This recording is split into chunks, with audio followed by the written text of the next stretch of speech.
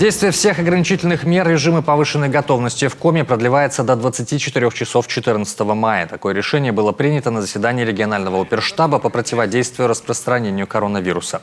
Таким образом, на территории региона продолжает действовать режим домашней самоизоляции. Напомню, накануне президент России объявил о завершении нерабочих дней. Это значит, что работники предприятий и организаций, чья деятельность не была приостановлена в рамках введенных в республике ограничительных мер, сегодня вышли на работу. Что касается ограничительных мер, то до 14 мая власти Коми продолжат следить за ситуацией и параллельно начнут готовиться к первому этапу послаблений. Однако это будет сделано лишь при условии, что за эти пару дней ситуация в регионе не ухудшится. У нас 8 и 9 числа появились еще два новых очага. Это первый очаг – это Чикшина, и второй очаг – Микунь. Вот там и в Чикшино, и в Микунь вахтовые заехали две вахты. И мы, соответственно, их, как и положено, взяли на карантин на 2 недели.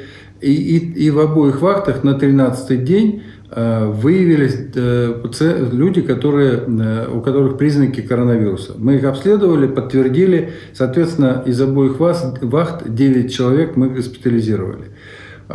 Но это очаги, которые нам, естественно, вот критерии, по которым мы принимаем решение снимать ограничения для первого этапа или не снимать, эти критерии у нас, естественно, на эти 2 дня, они в мониторинге. По этим критериям, их 4 этих критерия, я повторяю, что мы достаточно хорошо подходили вот к 9 числу, но вот эти очаги нам немножко испортили.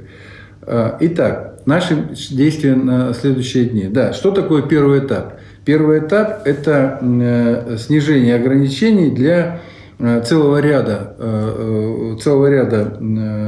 сфер услуг. Ну, в первую очередь, это бытовые услуги, это парикмахерские, которых вы так долго ждете, это